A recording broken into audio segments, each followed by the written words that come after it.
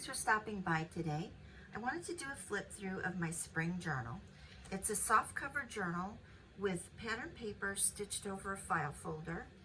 I have small metal corners and a wide eyelet closure for the seam binding. I have floral lace along both edges, the back and the front, and that kind of hides the 3-hole pamphlet stitch string that goes along there. In addition to the pattern paper, there's this image of a woman with her children, and I purchased this image from Jubilee Flea. It was a very large French publication page with the spring scene at the bottom and a winter scene at the top. So I was able to put part of it in my scanner and scan the spring image, and then I sized it down. I fussy cut it and glued it to the front, and I thought the two things, the image and the paper, really blended well. For this journal, I wanted it to be very bright, no tea dyeing, no coffee dyeing, no vintage photo distressing, just bright, happy, white spring colors. So let's go inside and take a look. There are a lot of fabrics in this journal. I have an eyelet pocket on the front. There's a textile card, and instead of closing it with a staple like you see a lot, I did a bright vintage button. And I usually sew those on the flap and then glue it down. And then there's a label on the back with some writing space. The journal card here with a small tag and a pearl for spring hats. And then this was taken from a Victorian calendar magazine, or book rather, and I took out this image of the Easter parade, and I backed it with another page that has the calendar for Easter Sunday. And I thought that the images of these women went really well with the image of the woman on the cover, and that gives some more journaling space. This page is a pre-printable over at the Old Design blog. It's a music sheet, and the original has a gray background with black print. And I wanted something more colorful for this, so I took it into Photoshop Elements, and I only know the very basics in Photoshop Elements, but I was able to switch the document to black and white, which got rid of the gray background, and then I changed anywhere there was black ink to this bright pink, and I thought that just turned out really lovely. I have an applique, lace applique up in the corner, and a tag where a small note or a date can be jotted down. This page, the background was a China painting instruction book, and I got a large lot of those at a retirement home thrift shop where I used to live. And this one was obviously for a plate with the circle, but I think they make great backgrounds. I added lace and some flat back pearls in the center of the lace. And this flower, I found a package of these in an antique mall, and the note on there said it was cut from an art book dated 1947. And then I just glued that down. I made my own label with a stamp pool stamp for the date. This page is a Sears and Roebuck reproduction. The original catalog was printed in the early 1900s. The reproduction book is from the 1970s, so you still get some patina to the pages. And I've left these pages plain. I like to read them and see the descriptions and take a close look at the hats. So I've left them plain, and I think the black and white kind of breaks up all the color. This page is a ledger, and I've done another applique in the corner and left it open so it can be a tuck. I made an envelope that has a window in it, and I made another label, and I used my vintage typewriter to type for Mother. And I find when I do that, it works best if I just type the phrase I want on a sheet of paper, and then I use my label stamp around the typing rather than trying to type after the label is stamped. That just works better for me. And I've created a small card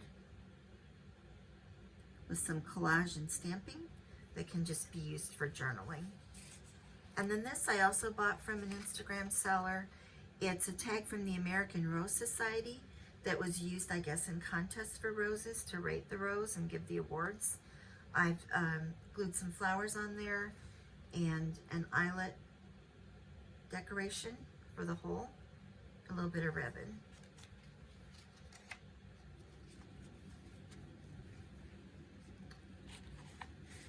On the back of the ledger page, I've created a pocket. This paper is from the Graphics Fairy as well, and it kind of looks like eyelet, but what I did to enhance it is I took a Japanese screw punch with 2 different sizes of holes and punched out the holes and made it look like real eyelet. Added some trim at the top. Then inside that pocket, here's another textile sample card. Again, the gorgeous flowers, a different embroidered fabric, place to write underneath, another journaling card, and I will say here, so I don't keep repeating it, I've used a lot of things from the Graphics Fairy. I'm not affiliated with them. I do have a membership to the premium site. I use their free site as well, and what I've done with a lot of these images is change the colors to fit the pages I was creating. So I've made this card yellow and added some trim. Room on the back for writing. The wallpaper pages that you see in here are again digitals from the Graphics Fairy almost exclusively. So I won't mention it again unless it's something different. I have 2 stitch circle ladies on here. I wanted this part of the paper to show. I thought it was just lovely. And I have some little doilies for writing space. This page was a happy accident. It's a digital of a letter to my sister.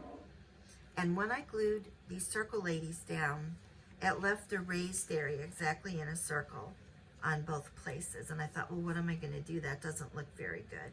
And I had this pack of these blue eyelet flowers that had all been individually tatted, and I'd always wanted to use them and never found a place, so I decided to kind of mimic daisy chains and glued them down over those raised circles to kind of hide them, and I really like what that added to the page. This is a digital of an Easter card with a hat box. There are several hat boxes in here since there are so many hats. I punched some holes in it and thread some seam binding through it with a bow up in the corner. This is some vintage millinery trim. Another page from a Sears and Roebuck reproduction catalog. Another wallpaper page and a journaling card. I've played with the color and I've used a punch on the corners, and it's attached with a paper clip with a little tassel and a pearl.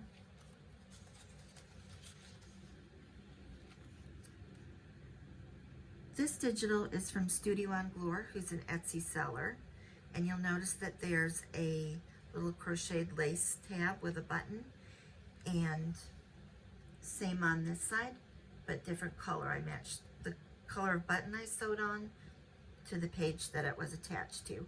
And what I did is I just sewed the buttons onto each end of the crocheted lace and then glued them in place. And I'll explain how this was another happy accident, these tabs, at the end of the book when I get to the last one. Here we have a ledger page. It's a digital journaling card. Again, I've switched colors. And then I did a cluster with some vintage lace, some tickets, and a colorful big button. I know buttons add a lot of bulk, and I just can't get away from adding bulk to my journals, but I really just make them for myself, and I don't do a lot of writing on the pages themselves, so I don't have a problem with the bulk.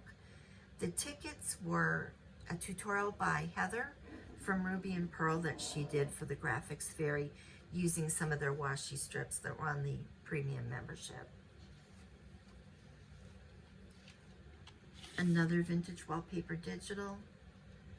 This tag I created from a couple things I just had laying around. I had some tags I bought from Allie Express a long time ago. And then something I picked up at Tuesday morning. I don't remember who the maker was, but I just added them together, a little jewelry bit, some stamping, some ribbon, and I just kind of created my own tag. And it tucks behind this pocket. And I first saw these paper bag pockets done by Liz, the Paper Project, and I just think they're so clever. You just pull the tag and it opens up and you have a surprise compartment. I have a pretty button card, and then there's some of that pink receipt at the bottom that could be taken out and used for journaling. And I've used a white paper bag for this one since it's a bright journal. In other journals, I've used the brown paper bags. This page I have a pocket from embossed paper. This came out of a scrap pack from Dollar Tree. I was really surprised to see embossed paper in there. And this is exactly how it was. I didn't change it at all. I've created a postcard from a digital with a Graphics Fairy stamp and a hat sticker and a little number sticker.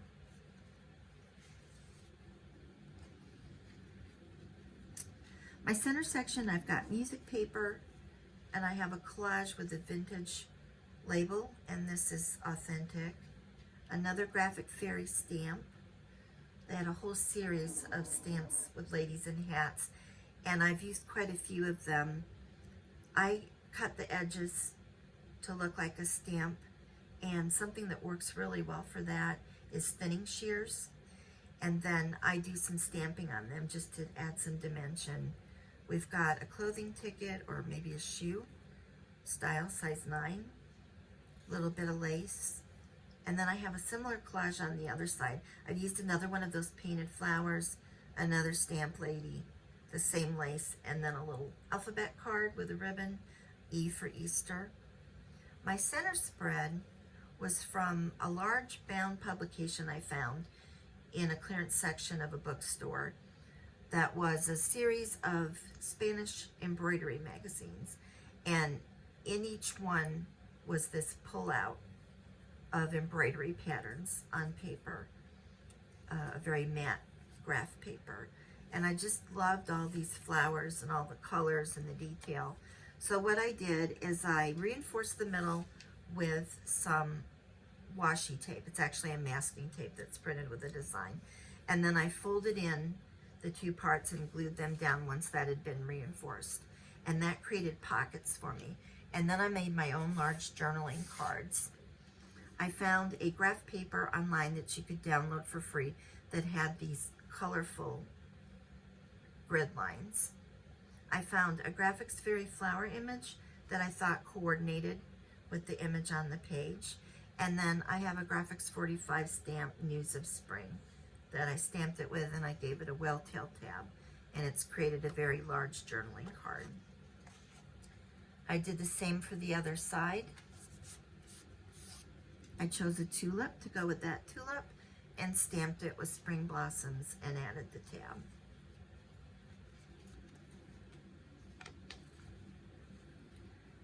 Another embossed paper side tuck and another postcard with some labels and a hat sticker. For this I made a flip. I stamped the label with a millinery stamp. I've got the baker's twine. I think it's just so cheerful with the stripes. And this flaps open, and there is an image stamped on tracing paper. You could journal it here, or you could put some journaling underneath.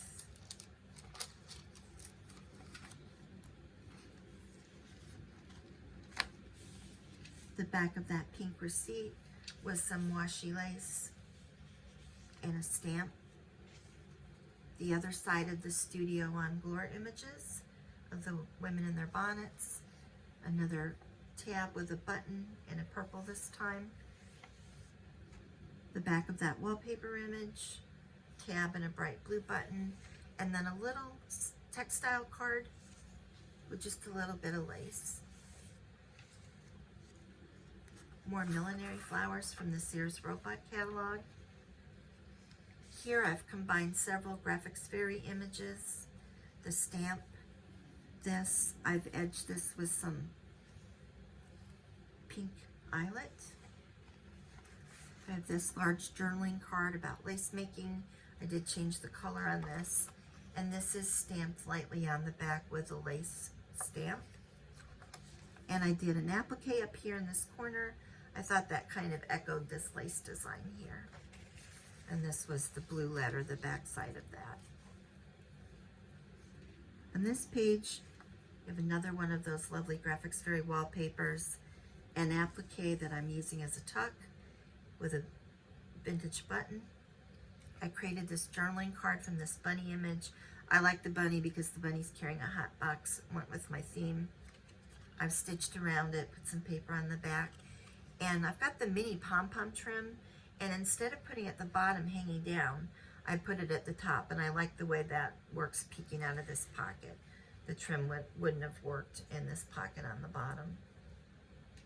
The ledger paper, I folded it over to make a side tuck, and I've done some more of those washi tape tickets that I mentioned Heather did a tutorial on, and I've stamped these with the 3 months that this journal is for, the spring months.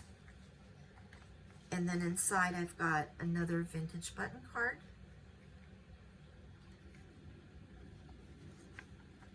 And a journaling card about fabric. And I may have changed the color again on this one to work with this page. I have a vintage per yard stamp.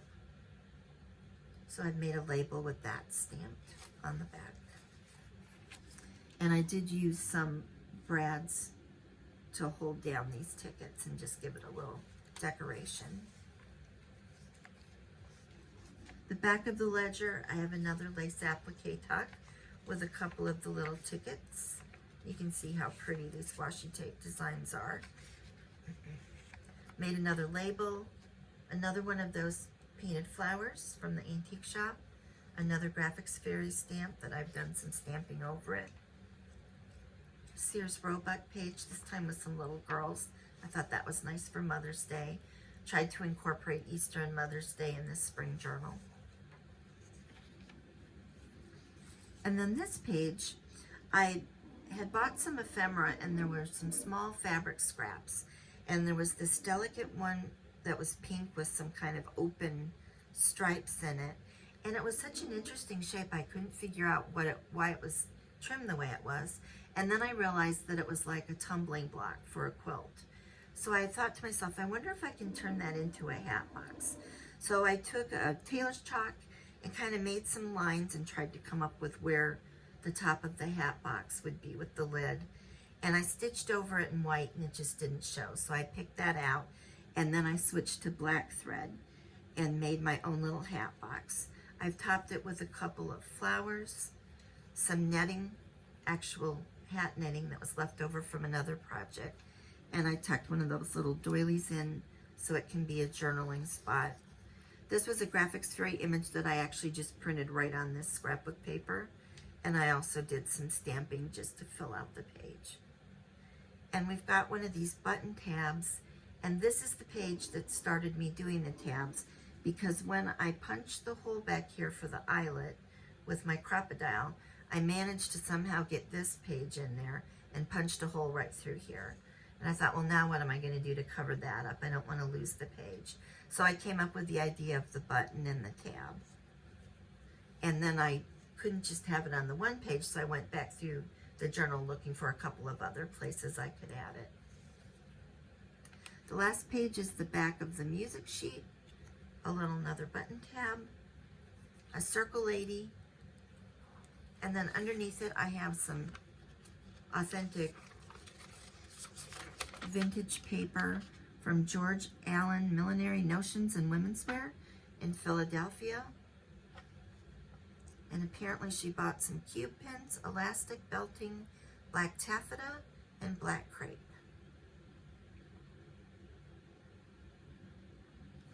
And I like that it was stamped in purple, went well with my page.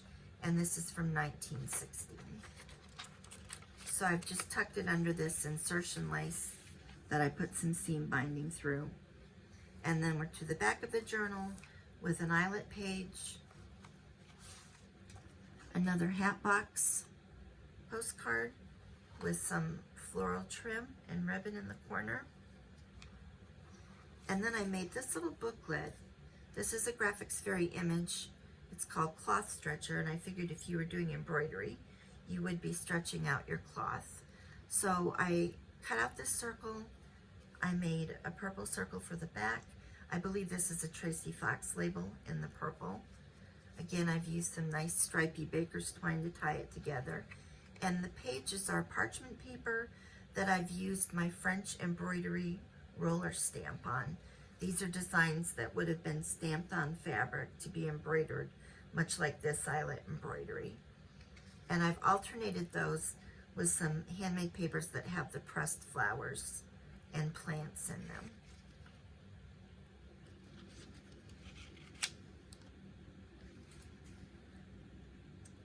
And that is my spring journal. Thanks again for stopping by to take a look at this, and I hope you enjoyed taking a peek at what I've been up to.